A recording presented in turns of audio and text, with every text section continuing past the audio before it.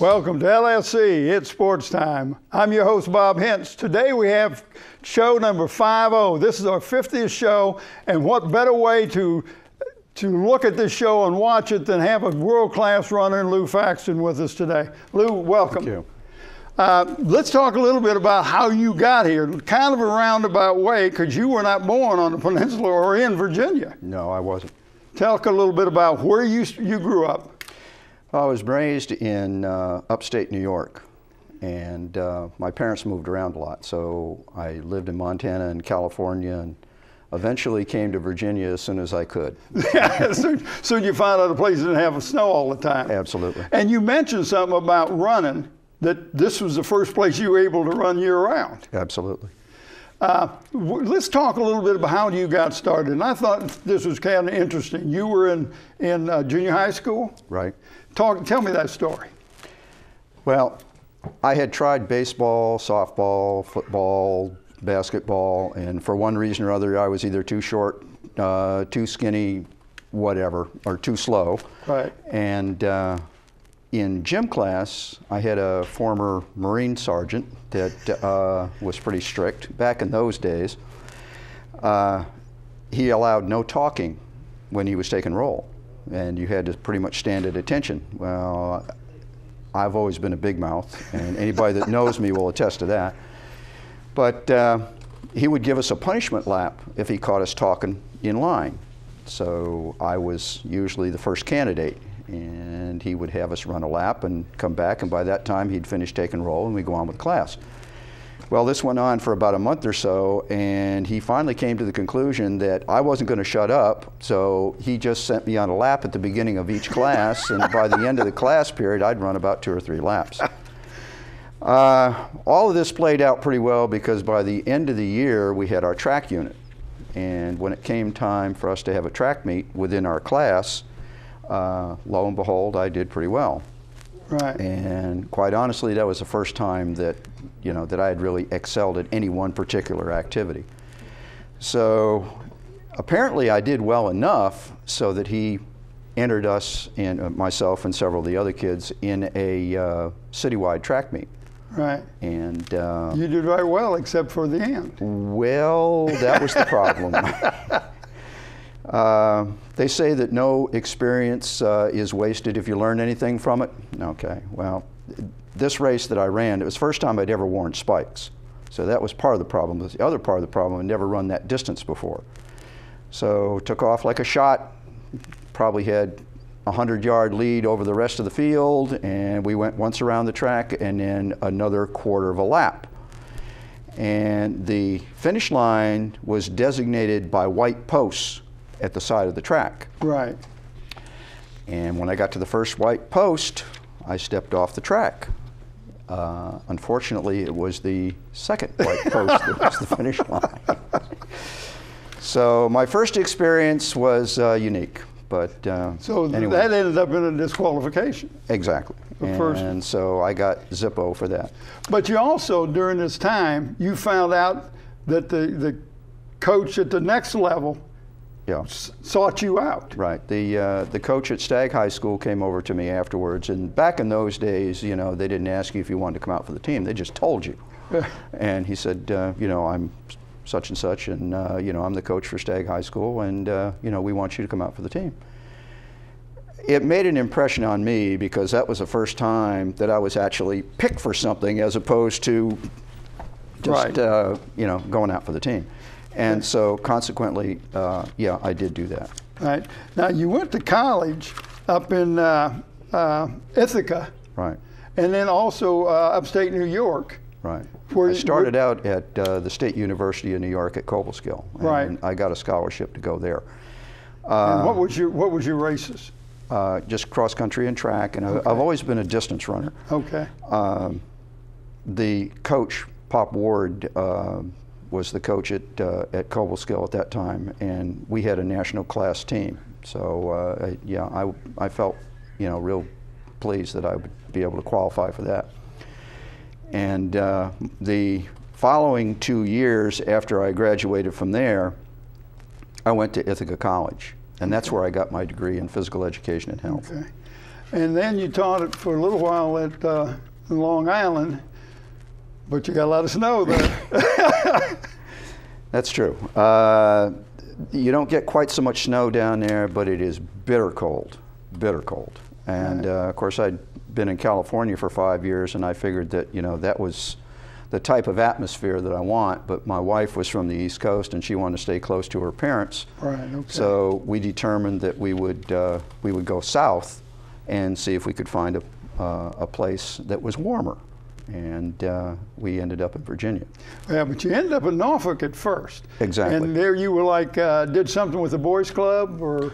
Well, I didn't have a job. And so whenever we stopped someplace, I would, you know, go through the papers and see whether or not, you know, there was anything there. And I saw a job for athletic director, and it was one of these job placement services. Oh, okay. So I asked the guy a couple of questions about, you know, what kind of a job is this? I said, is this for a school? And he said, no, this is a public service organization. Well, there are only so many public service organizations. So I didn't go through the job placement service. I determined that it would be either the Boys Club or the YMCA. And the first one I called, alphabetical order, was the Boys Club, and talked to a Mr. Charlie Capps. And he said, well, you know, come on down, we'll give you an interview. And ended up with a job as the athletic director for the Colonial Boys Club. All right, but that didn't last long because you were putting in a lot of hours. Well, I was substitute teaching at Morey High School and Lake Taylor in the morning. And as soon as school was over, about 2:30, 3 o'clock, I would go to the club. And I stayed there until 10, 11 o'clock. Wow, so you're talking about an 18-hour day almost. I mean, yeah, my wife did not see a whole lot of me at the time. She would prefer that I have something a little, you know, with better hours. So somebody in the club recommended that I go to Hampton and interview because they were hiring phys ed teachers. Right. And I talked to Mr. Satella and came out of there with a job. And went to Fort Monroe Elementary. Fort Monroe Elementary and Phoebus Elementary. And they closed both schools. And they closed both schools. Now, I don't know if I had anything to do with that, but I got a bad rap there for some time about that. It wasn't until I went to Jane H. Bryan that I finally went to a school that didn't close. Right. Now, when you were at Jane H. Bryan, was that when you were started at Kecoughtan as an assistant, or when did about that happen? About that same time, Okay. I was out running one day and ran into a bunch of kids from Kecoughtan's cross country team, and they asked me to come back and meet Coach Daniels. Herman Daniels was coaching over there at the time, and he asked me if I were interested in doing any coaching, and I said, yeah, not a problem. I'm a Hampton City School employee. You know, I guess I can do that. At that time, I guess that was part of the qualifications for that. Right, absolutely. Well, apparently Herman was taking his master's or doctorate or something at Blacksburg, and he needed some time off, so it was in his best interest to, you know, get somebody to take over for him. And then, lo and behold, he moved over to Hampton High School, and when he moved over there, I ended up with his job, so I was very glad to have that. Right. Now, how long were you, it was basically cross-country at Kecoughtan. How long were you the coach there? No, I did both cross-country and track. And track. How long at Kecoughtan? About 10 years. About 10 years. So you got to see a lot of athletes come through your system. Absolutely. And some of which are still talking to me today. Yeah. Well, you know, but you know, being a former coach, it makes you feel good to have these guys come up to you 10, 20, 30 years down the road. I don't know if you've been out that long, but it really makes you feel good. It does. That they always glad to hear from and, my former students. And it wasn't something that was detrimental, that you evidently helped somebody along the way. Now let's talk a little bit about your running, because all this time you're coaching, you're running too. You're not just pretty faced coaching, you're also running with these kids. Well, at one time I was running with the kids in the morning who couldn't come to afternoon practice. Right. Some of them had band, some of them had drama, you know, they had other commitments. Some of them had jobs. So we would meet at the school about 6 in the morning and we'd go run, and then from there I'd go to the job, to my teaching job, and then in the afternoon I would run with them again, And then after that, I would go and I had a part-time job at a running store. And at the end of the day, I'd probably put in about 15 miles of running and did 2 jobs at the same time.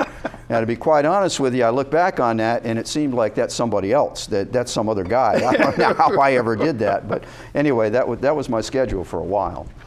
But yeah, at that point, I guess I was turning in something like 100 miles a week. Right, that's a lot of miles. I don't know how I survived that. But your races were 400 meters up.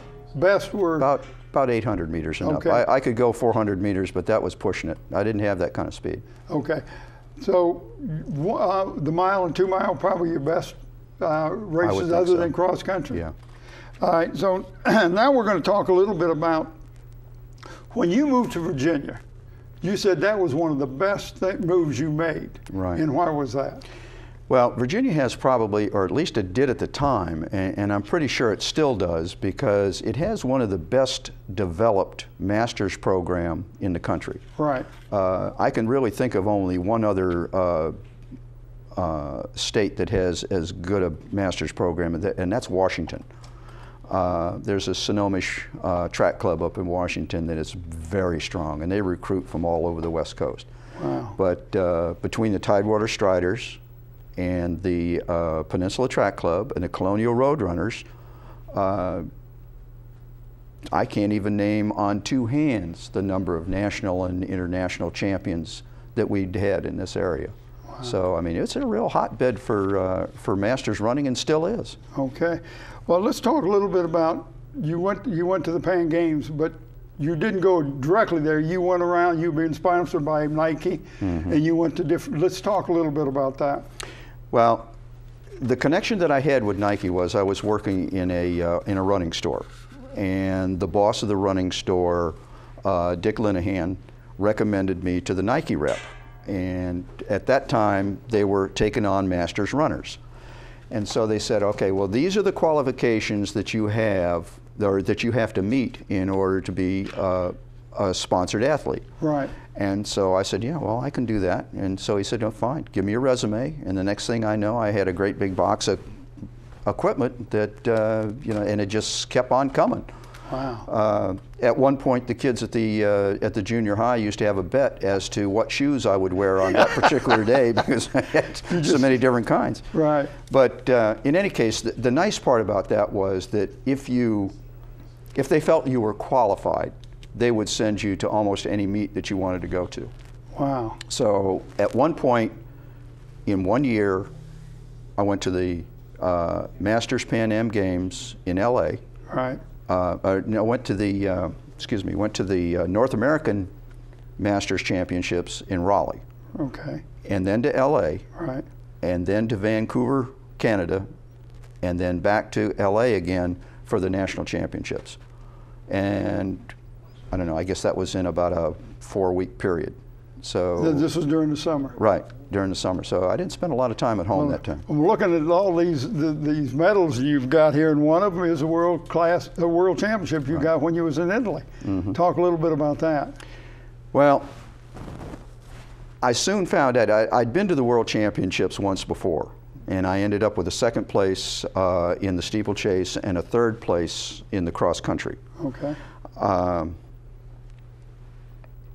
As far as the Italian World Championships are concerned, I decided to concentrate on just one event, and I chose the steeplechase because it's about the right distance for me. Always enjoyed that because there's a certain element of danger with that. I mean, when you hit the steeples or in the hurdles in the steeplechase, they don't move like they do, you know, with a hurdles race. Right. Okay, these are great big beams like that. So if you fall over one of those, you know, it's pretty much the end of it. Wow. But I like that feeling of danger, and I like the distance. And so when it came time to qualify, I decided to qualify in that event. I had probably tougher competition at the American National Championships than I had at the World Championships. I don't know whether that was just the right year or whatever it was, but Makes no difference. You want. I've always been I've always been a proponent of quit while you're ahead. I hear that. Once I did that, I pretty much toned it down from then on and just ran recreationally for the next few years. Right. Let's talk a little bit about this trophy here. This to you is the most important thing that you got. Well, it's important to me because I feel like the best recognition you can get is from your peers, okay? And that's basically what that is. There are several people in this area, some of which aren't even here anymore. Charlie George from the Peninsula Track Club, and Rick Platt, Charlie George from the Tidewater Striders, and Rick Platt from the Peninsula Track Club. And now I guess he's involved with the Colonial Road Runners.